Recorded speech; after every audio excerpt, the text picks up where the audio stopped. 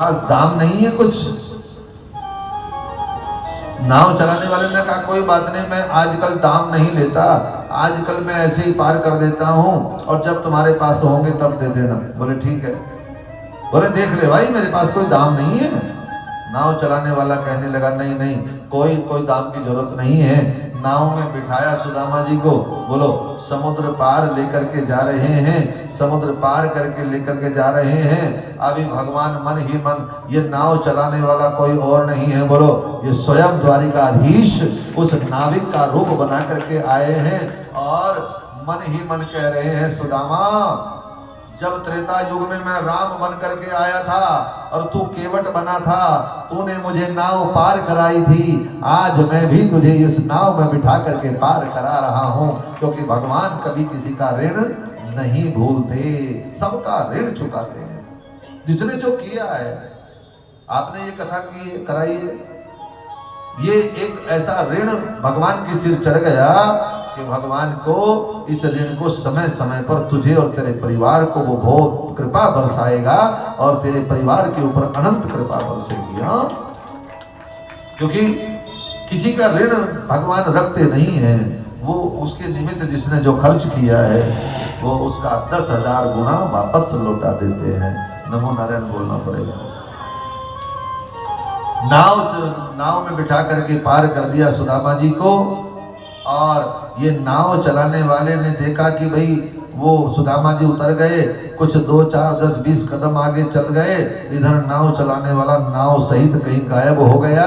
सुदामा जी ने चारों तरफ देखा, चलो चला गया होगा क्या पता।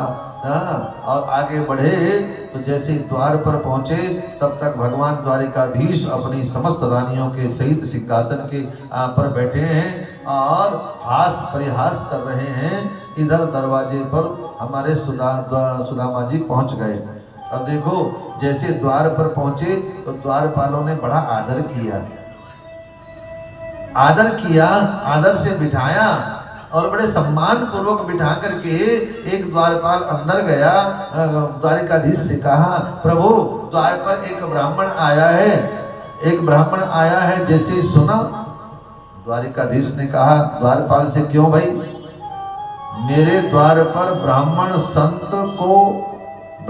और संत भक्तों को आने के लिए द्वार पर खड़े होने की जरूरत नहीं है, उन्हें तो सीधा आने की आवश्यकता है, लेकिन ये बताओ तुमने उस ब्राह्मण को द्वार पर क्यों रोक दिया?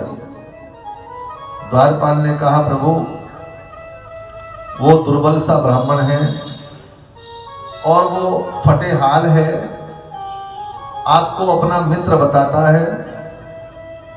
और क्या बताता है? वो कहता है कि कृष्ण मेरा मित्र है। बोले हाँ।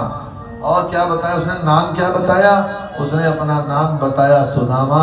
जैसे ही सुदामा शब्द सुना, नंगे पांव भगवान त्रिलोकीनाथ दौड़ पड़े और दौड़ते हुए आए, नंगे पांव दौड़ करके आकर के मेरे सुदामा जी को अपने हृदय से लगा लिया, गले से लगा लिया। सुदामा जी मन ही मन सोच रहे हैं, देखा हमारा द्वारिकाधीश, हमारा कृष्ण हमें भूला नहीं है। मन ही मन भगवान कहने लगे सुदामा मैं तुझे कैसे भूल सकता हूँ? वैभव ऐश्वर्य पाकर के मैं विवेक भ्रष्ट नहीं हुआ, ऐसा नहीं हो सकता कि मैं भूल जाऊं। अरे जो मुझे याद करता है उसे तो मैं कभी भुला ही नहीं सकता, बस तू याद कर और मैं तेरे पास।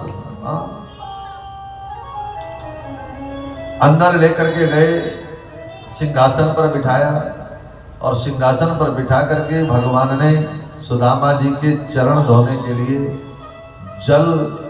चरण धोता हूँ ब्राह्मण हमारे घर आया, रुक्मणी इसके चरण धोने चाहिए।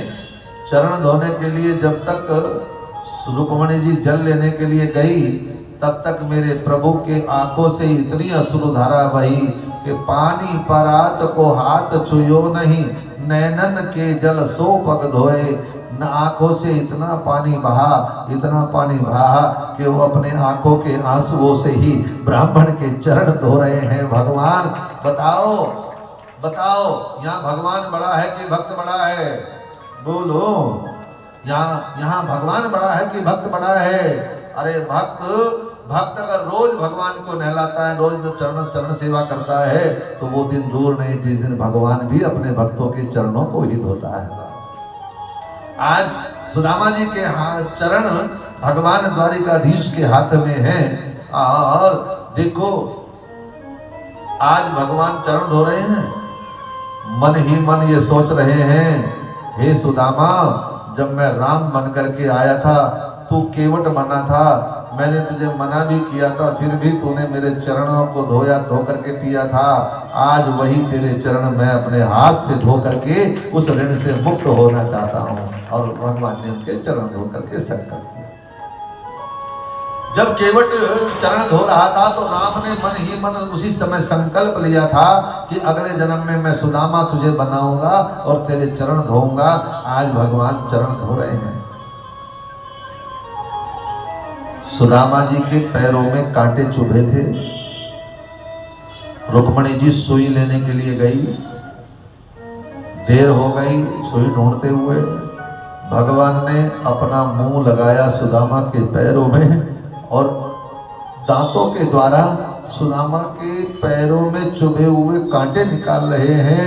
आज सारे आकाश मार्ग में सारे देवता देख करके अचंभित हैं। ये कैसा भक्त वत्सल भगवान है जो अपने भक्तों के पैरों में मुंह तक लगा देता है। ये कैसा भगवान है? ऐसा अद्भुत भगवान दूसरा मेरे प्यारे कहीं नहीं मिलेगा जैसा मेरा कान्हा है, जैसा मेरा कृष्ण है। बड़ा अद्भुत। ब्राह्मण की पूजा की, माथे के ऊपर लिखा था श्रीयश, धन नहीं रहेगा, ऐसा श्राप लगा था। भगवान ने अपना हाथ सुदामा के माथे पर फेर दिया। जो लिखा था ना, वो जो श्राप था वो उल्टा वो पलट गया। और जैसे कृष्ण ने उसको पलट दिया तो क्या हो गया? यक्षश्री, इतना धन होगा कि कुबेर की संपत्ति भी लज्जा आ जाएगी, इतना धन होगा इसके पास। माथे की लकीरें मिटा दी, बदल दी। लोगों ने कहा महाराज जो हाथ में लिखा है, जो किस्मत में है, उसे कोई नहीं मिटा सकता। हाँ भाई ठीक है, मिटा नहीं सकता, पर सुन,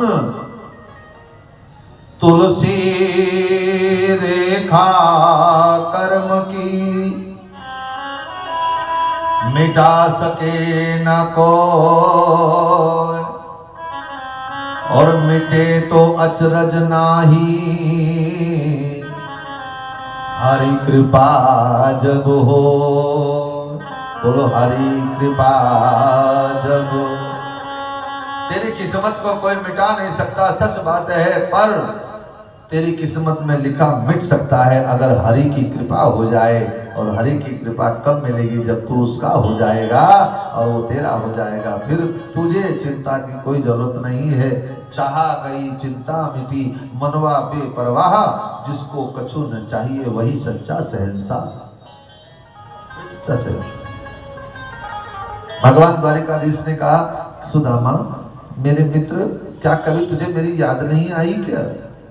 इतना सुन करके सुदामा जी के नेत्रों में अश्रुधारा बही और सुदामा जी ने कहा, हे कृष्ण, आज तक जब से विद्यालय से मैं छूटे हैं तब से लेकर के आज तक एक पल भर के लिए भी मैं तुझे भुला नहीं पाया। ये मैं तेरी सौगंध खा करके कहता हूँ, जो मुझे नहीं खानी चाहिए तो मैं तेरी सौगंध भी खा करके कह सकता हूँ, एक पल के लिए मैंने तुझे नहीं बुलाया। एक पल के लिए, हर पल याद किया तुझे। इतना सुन करके भगवान द्वारिकाधीश हतप्रभ रह गए, बहुत चक्का रह गए सुन करके। मन ही मन सोचने लगे, सुदामा फिर तुझे, जब तू इतने पल पल याद कर रहा है तो मुझे तेरी याद क्यों नहीं आई? तभी भगवान को याद आया कि वो तो गुरु पत्नी का श्राप लगा हुआ था इतना भयंकर कि, तो इसलिए मुझे याद नहीं आया। और उसी समय भगवान ने सोचा, अरे इतना बड़ा श्राप।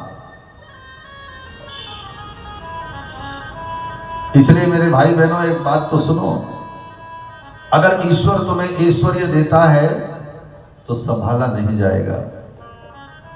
जीवन में धर्म आएगा तो अर्थ संभाला नहीं जाएगा। इतना देगा संभाला नहीं जाएगा। अच्छा एक बात नोट करो, ईश्वर जब तुम्हें रिद्धि दे, ईश्वर जब तुम्हें सिद्धि दे, अष्ट नवनिधि दे, ईश्वर जब तुम्हें रिद्धियां दे, सिद्धियां दे, वैभव दे, इतनी देगा कि संभाली नहीं जाएगी। पर बस एक बात याद रखना, कभी किसी का हिस्सा मत चुराना, कभी किसी का हिस्सा मत चुराना भैया, कभी किसी का हिस्सा मत चुराना। ईश्वर इतना देगा संभाला नहीं जाएगा, पर कभी किसी का हिस्सा मत चुराना।